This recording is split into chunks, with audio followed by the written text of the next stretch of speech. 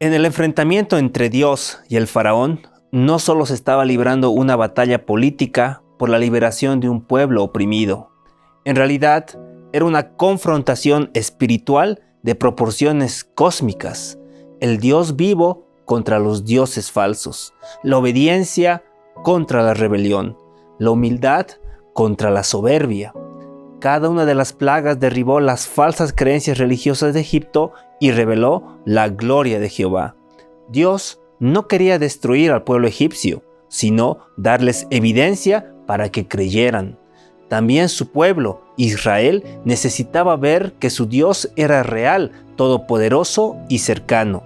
Este relato nos lleva a reflexionar sobre las veces que Dios busca alcanzarnos a través de advertencias y llamados de atención. Una confrontación que inicia con poder.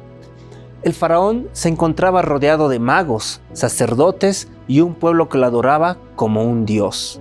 Su respuesta a la petición de Moisés, ¿quién es Jehová para que yo oiga su voz y deje ir a Israel? Yo no conozco a Jehová, ni tampoco dejaré ir a Israel. Marcó el inicio de una lucha directa entre la voluntad humana y la divina.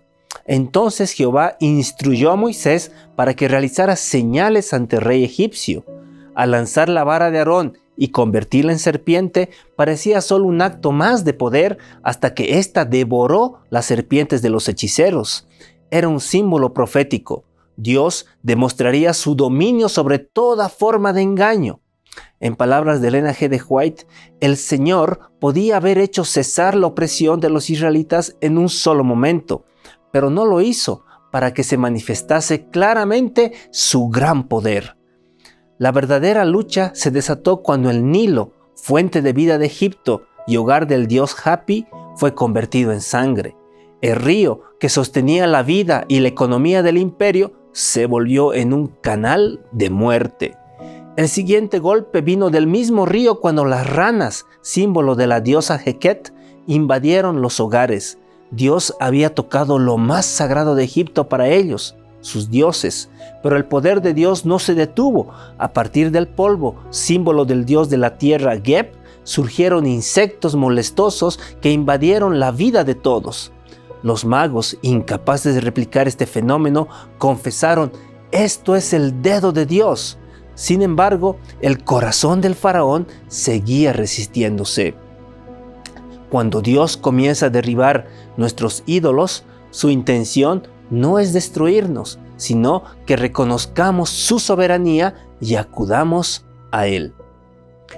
Una misericordia que insiste en llamar. A pesar de la rebeldía del faraón, Dios demostró una paciencia admirable. Las siguientes señales no solo afectaban a Egipto, sino que también servían como revelación progresiva de su identidad. Con la invasión de enjambres de moscas, los dioses como Uayet y Kepri, asociados al control de insectos, fueron desmentidos. Y aquí se introdujo un nuevo elemento, la distinción entre Egipto e Israel. Aquel día yo apartaré la tierra de Gosén, para que sepas que yo soy Jehová en medio de la tierra. La muerte del ganado, representadas por las deidades Hathor y Apis, fue devastadora. La economía egipcia tambaleaba, pero Israel permanecía a salvo. Luego sobrevinieron las úlceras. Esta vez ni los sacerdotes y sabios egipcios que adoraban a Imhotep e Isis como sanadores podían aliviar sus heridas. Aquí se ve cómo Dios permite que las decisiones repetidas del faraón profundicen su rebelión. Al principio, el faraón se resistió por voluntad propia. Se nos dice, y el corazón de faraón se endureció. Pero conforme avanzaban las plagas, se dice, Jehová endureció el corazón del faraón. ¿Esto es una contradicción? No, es un principio espiritual. Dios permite que el ser humano se mantenga en su decisión y al hacerlo fortalece la dirección que la persona ya eligió. Ellen G. White escribe: cuando los hombres resisten obstinadamente a las llamadas del Espíritu, el Señor, cansado ya de contender con ellos, deja de luchar por su alma, nos dice Patriarcas y Profetas. Dios envió señales no para condenar, sino para conducir al arrepentimiento. Pero el faraón hizo cada advertencia una ocasión para afirmarse más en su rebeldía. La libertad humana no fue anulada, sino respetada y expuesta, tal como nos enseña Ellen G. de White.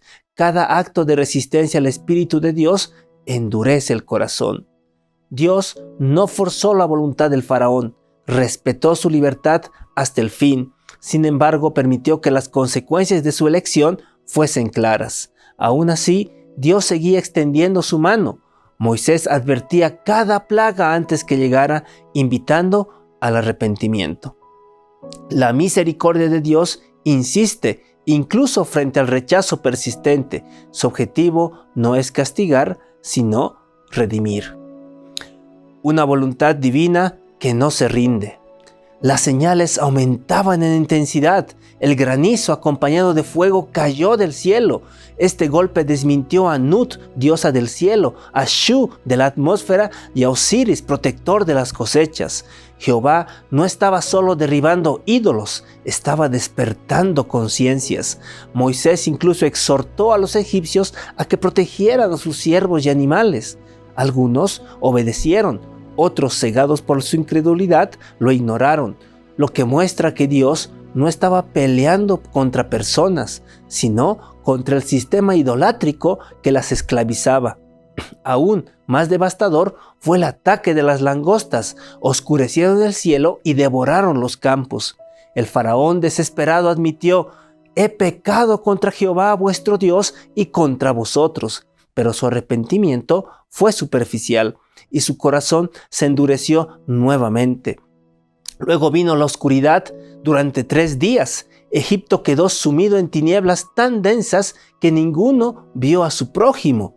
Ra, el dios Sol, no podía disiparlas. Solo en Gosén había luz. Era una señal que iba más allá de lo físico, simbolizaba la oscuridad espiritual que cubría Egipto. A pesar de todo, el faraón persistió. Su orgullo era su ruina. Como señala Proverbios 16:18, antes del quebrantamiento es la soberbia y antes de la caída la altivez de espíritu.